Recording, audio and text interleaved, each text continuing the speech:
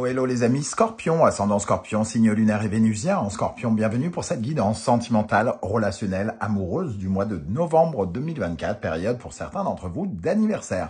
Je vous rappelle bien sûr que ce sont des énergies qui peuvent parler à certains d'entre vous dès à présent et parler à d'autres un peu plus tard, voire au mois de décembre. N'hésitez pas à revenir si vous ne ressentez pas encore ces énergies. On ne rappellera jamais assez, que c'est un tirage général qui ne va pas parler à tout le monde. Il parlera à ceux qui ont besoin de recevoir des messages, avec qui ça vibre. Donc prenez uniquement ces messages si ils vous parlent tout simplement avec beaucoup de discernement. Et uniquement dans ce cas, on n'est pas en train de faire de la chirurgie cardiaque, rien de grave là-dedans. N'hésitez pas également à regarder la vidéo de votre signe ascendant et de vos signes lunaires et vénusiens si vous les connaissez pour avoir de plus amples détails. Allez, on y va avec les énergies principales de votre tirage pour ce mois de novembre. N'oubliez pas de liker, de partager, de vous abonner à la chaîne. Je vous en remercie. Nous avons Tempérance inversée ici. Et avec ça, nous avons l'Adagio avec l'oracle de la musique. Bon, l'Adagio, on voit ces escargots ici, puisque ça nous parle d'un rythme ralenti. Tempérance ici. Alors, tempérance peut parler de plusieurs choses. Elle peut parler d'un manque d'adaptation par rapport à une situation. On est peu flexible par rapport à quelque chose qui est lent, qui prend beaucoup de temps dans une relation ou dans un projet que l'on crée ou qu'on essaye de créer avec quelqu'un, par exemple. Tempérance, c'est ça. On manque d'adaptation, donc on a tendance à faire preuve d'impatience, peut-être un peu de colère, d'être un peu irritable, d'être un peu... voilà, avoir du mal à suivre le mouvement, à se plier aux exigences de ce qui se passe. Et là, ici, c'est les exigences du temps. Il peut y avoir un compromis à essayer de trouver dans le rythme, c'est-à-dire on n'est pas d'accord sur le rythme des choses, tout simplement, dans un couple ou dans une relation amicale, professionnelle. Tu vas trop lentement, je vais trop vite, et ça crée forcément quelque chose. Je suis en attente de quelque chose, alors que moi, je ne le suis pas. Il peut y avoir ce genre d'énergie, en tout cas, qui ralentit les choses. Tempérance aussi, on peut parfois lui reprocher une certaine forme d'inconstance et d'indifférence. Alors peut-être que dans une relation, alors pour certains qui viendraient à créer quelque chose, peut-être avec quelqu'un, qu'on sent un investissement qui n'est pas à la hauteur de ce que l'on attend. C'est-à-dire que la personne ne nous appelle pas aussi souvent que nous on aimerait, ou l'inverse. Et ça crée une certaine forme d'impatience d'une part, mais il n'y a pas que ça, ça remet du temps. Est-ce qu'on a assez de temps? Est-ce qu'on se sent stoppé? Est-ce qu'on doit est-ce qu'on doit faire une pause? Est-ce qu'on doit faire avancer les choses plus rapidement de force ou justement être patient? Ici, il peut y avoir quelqu'un qui se languit, qu'il arrive des choses et que l'autre ne soit pas tout à fait dans le même état d'esprit. En tout cas, avec la justice inversée ici, on nous dit qu'on trouve ça peut-être un peu injuste, ou en tout cas, ça ne va pas dans notre sens. Ici, ça crée une certaine forme de désordre, et quand je dis désordre, ça veut dire irritabilité, impatience, colère, un sentiment que on n'est pas entendu, on n'est pas écouté, ou un sentiment d'irrégularité, je vais dire, avec ce son de cloche. Et avec le rap en dos de deck, ici, on nous parle ici, en vouloir d'exprimer quelque chose. On a peut-être besoin que l'autre nous dise des choses ou qu'on crache la valda, quoi. Moi, c'est à ça que ça me fait penser, cette expression, cracher sa valda. C'est-à-dire vraiment, est-ce qu'on doit dire ce qu'on pense ou est-ce qu'il faut faire attention? Parce que le rap, dans certains contextes, ça peut être un fauteur de troubles, ça peut être quelqu'un qui crie un peu fort, qui n'en a rien à faire du regard de l'autre, qui sort des codes, qui transgresse les interdits et qui ne veut pas se soumettre. Et ici, on aimerait que les choses soient fluides, mais ça ne l'est pas. Tempérance inversée, ça peut être l'amitié aussi, hein, du moins la tempérance tout court, l'amitié. Et tempérance, ça peut parler de quelque chose qui est aussi, pour certains, incurable. Avoir le sentiment que quelque chose ne change pas. Et que malgré tous les efforts que l'on fait, ça ne change pas. Que c'est incurable, que c'est qu'on ne peut pas trouver de guérison, qu'on ne peut pas trouver de solution, de compromis par rapport à quelque chose qui n'évolue pas à la vitesse qu'on le souhaiterait. On va essayer d'en savoir un peu plus avec d'autres énergies. Ici, l'oracle du soleil levant pour commencer. Je vous rappelle que vous pouvez me contacter pour des renseignements pour les tirages personnalisés en écrivant à l'adresse email qui est dans la barre d'infos.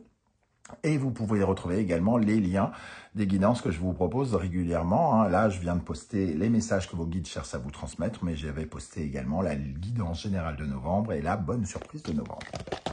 Ok, alors, qu'est-ce qui ressort pour nos amis Scorpion, ascendant Scorpion, signe lunaire et vénusien en Scorpion, pour la vie sentimentale, relationnelle, amoureuse en novembre 2024. Tempérance, c'est toujours, il faut quand même essayer de garder son calme, hein, essayer de s'adapter à la situation, de pardonner parfois aussi, hein, parce que finalement, si on ne trouve pas de solution à quelque chose qu'on trouve incurable, on ne peut pas en guérir quelque part. Alors, ici nous avons le tambour taiko, qui nous parle plutôt de joie, de festivité, de bonheur, quelque chose de joyeux donc. Et nous avons, voilà, le fugu. Je me disais bien que ce tambour taiko ne pouvait pas être accompagné de quelque chose qui le laisse faire. C'est un peu comme si le bonheur était un peu bloqué ici. Le fugu va nous parler justement des blocages, de ce qui nous paralyse, de ce qui nous empêche d'avancer. C'est comme une sorte de joie ici, qui pourrait même être une fausse joie, dans le sens où ben, ça a peut-être bien commencé, mais tout à coup, il y a quelque chose qui reste bloqué. Cette carte, évidemment, quand elle est un peu plutôt négative, elle pourrait justement parler, par exemple, d'une déception par rapport à quelque chose qui n'avance pas, encore une fois. On est insatisfait, on a du mal à se réjouir, on est même frustré que ça n'avance pas comme on le désire, parce que on l'avait peut-être décidé ainsi, et que c'était comme ça qu'on avait visualisé les choses, et il y a une certaine forme de déception. Le Ginkgo biloba. Ginkgo biloba, c'est une carte de rencontre, mais aussi de symbiose avec quelqu'un. On voit ici qu'avec quelqu'un, ici, il y a peut-être, il y a probablement, comme je le disais peut-être aussi tout au début, un projet commun. Hein. Il y a peut-être l'envie de faire quelque chose ou de visualiser, de se visualiser avec l'autre en train de faire quelque chose. Alors, on parle de relations amoureuses, donc ça peut être faire un enfant, mais ça peut être aussi faire avancer un projet avec un collègue, puisqu'on est aussi dans le relationnel. Et en fait, ça n'avance pas, et il y a quelqu'un qui fait pas de compromis ou qui est en train de lâcher l'affaire, et ça peut créer une irritabilité ou un sentiment que ben c'est vous, si ça continue comme ça sera ça donne le sentiment que ça sera peut-être voué à l'échec. En tout cas, c'est ce que vous pouvez ressentir.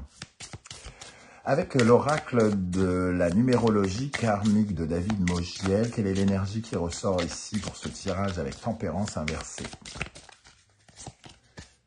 Retour aux sources. Bon, il y a quand même aussi cette notion qui revient, c'est le cas de le dire, revenir. On retourne vers quelque chose. Il y a le retour de quelque chose, c'est possible, puisque déjà avec tempérance, on a cette notion-là, hein, le recommencement. Mais dans ce cas-là, c'est un recommencement qui se passe de façon incurable, c'est-à-dire on recommence quelque chose, pas forcément de la bonne manière. Par exemple, si vous avez tendance à être extrêmement jaloux dans une relation, vous l'avez toujours été, il y a quelqu'un qui rentre dans votre vie et vous recommencez la jalousie. Donc, vous créez un sentiment de tension et d'impatience qui, tout à coup, reproduit un schéma sur lequel vous n'avez pas réussi à trouver une guérison. Ça peut nous parler de ça pour certains. Hein. Ok. Quelle est l'énergie ici qui va vous aider, vous favoriser peut-être à plus de flexibilité ou à vous sentir plus en équilibre? Qu'est-ce qui peut vous aider, les amis scorpions, dans le domaine relationnel, amoureux, sentimental? L'éventail, la communication. La communication, n'hésitez pas à en discuter, tout simplement. Ici, la tempérance inversée, c'est aussi quand on manque de partage, hein, quand on manque d'échange, quand on ne discute pas, quand on ne cherche pas de compromis avec l'autre ou quand on n'essaye pas de négocier avec l'autre.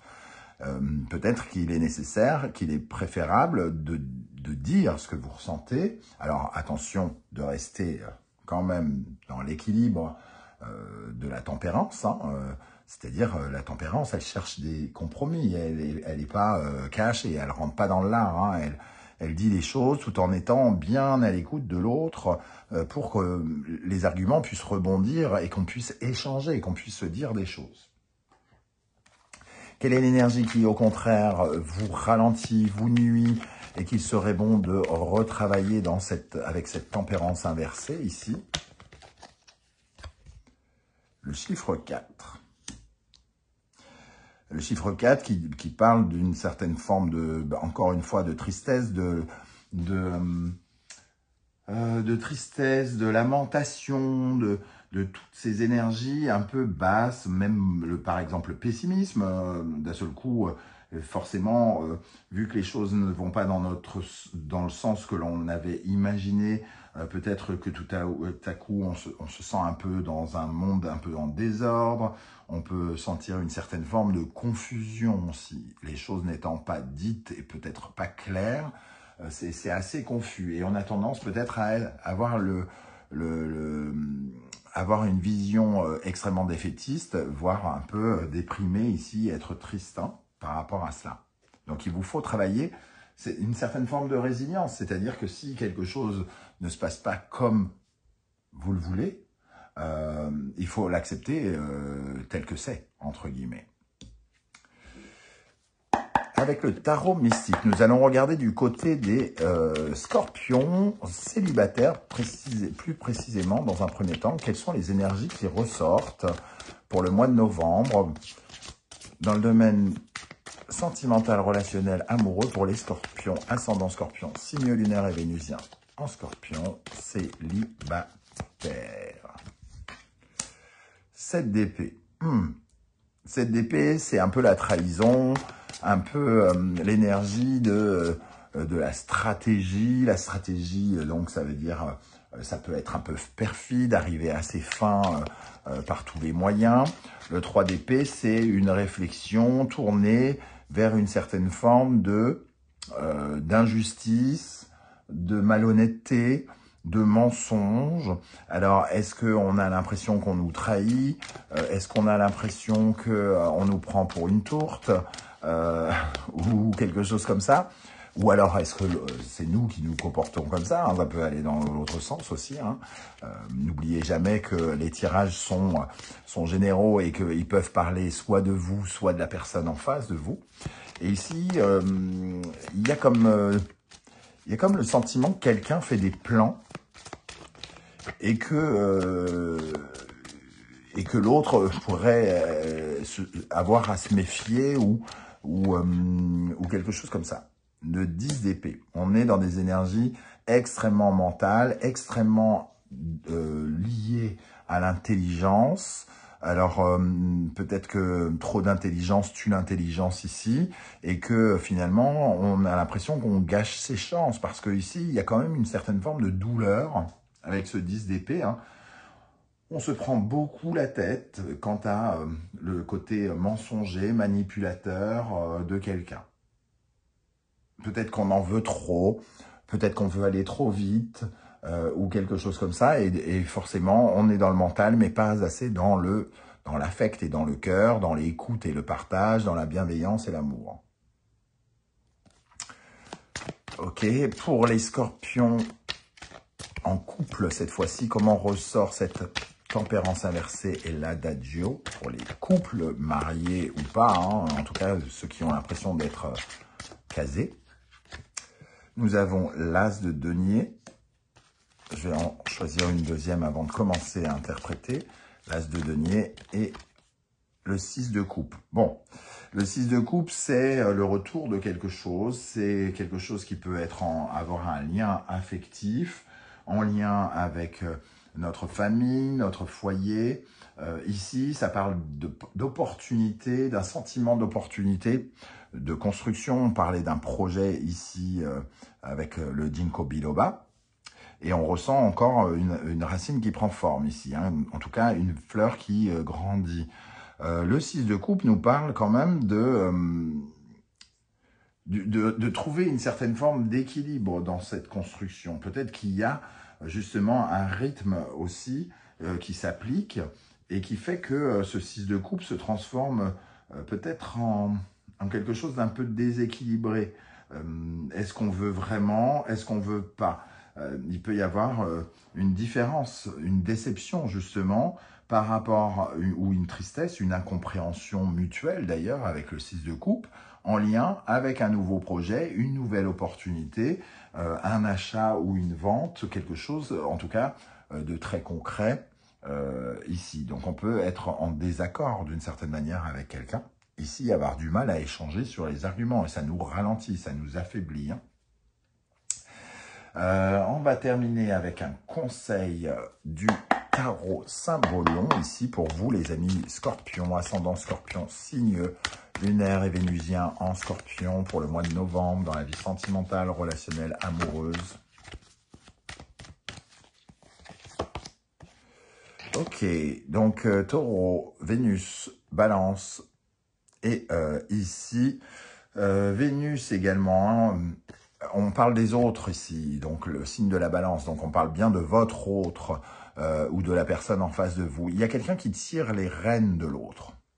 Alors, ça peut aller jusqu'à l'humiliation pour certains. Il y a comme une sorte de rapport de domination. On voit cette femme qui a de la valeur, hein, elle est très bien sapée, elle a sa belle robe d'empereur, d'impératrice plutôt, et cet homme qui semble être un bourgeois, mais peut-être pas à la hauteur de cette majesté, on a l'impression que lui, il a les clés de sa valeur, la clé de quelque chose. Donc, un projet, on en parlait avec l'As de denier ici, peut-être financier ou quelque chose qui est en lien avec les biens, qui est lien avec l'argent, pourquoi pas, les possessions. Et ici, on a deux personnes, cette femme a peut-être envie d'avoir les clés aussi du cadenas qui la ligote. On peut avoir l'impression qu'on nous force à faire quelque chose ou que ça ne va pas forcément dans notre sens. En tout cas, il y a quelque chose qui nous empêche de valoriser aussi quelque chose. Donc, c'est la valorisation de l'autre, c'est le fait de, peut-être, ça nous parle peut-être de donner plus d'importance à l'autre. Alors, quand je dis de donner plus d'importance, ça veut dire d'être plus, de se dire qu'il a aussi un avis qui compte, de savoir, de faire preuve de bienveillance et d'écoute, davantage, d'essayer de comprendre peut-être pourquoi ça ralentit, pourquoi il ne veut pas, ou pourquoi il veut quelque chose que vous ne voulez pas, par exemple. Voilà, ça nous parle de ça, de ne pas s'approprier les clés peut-être qui enferment l'autre, mais peut-être de partager ces clés, en tout cas pour les couples, hein, et ici d'éviter les schémas, peut-être pour les célibataires ici, de trahison, les schémas où on attire l'intelligence de l'autre, mais sous un angle un peu qui manque un peu de sincérité. Hein. On va le dire clairement, il y a un côté trahison ou quelque chose comme ça. Voilà les amis Scorpion, comment je ressens ce tirage. Je ne sais pas du tout si ça va vous parler. J'espère que vous serez nombreux à venir commenter cette vidéo juste en dessous. Si vous souhaitez, vous pouvez aussi laisser un petit coucou, un petit émoticône, juste histoire de dire que vous êtes passé par là. N'oubliez pas que vos commentaires peuvent être très inspirants pour d'autres Scorpions qui vous liront. Merci infiniment pour vos likes, vos partages, vos demandes d'abonnement et vos commentaires. On se retrouve très bientôt pour une nouvelle guidance professionnelle vie quotidienne. En attendant, prenez bien soin de vous les amis Scorpions. Merci d'être là et à très bientôt. Ciao, ciao.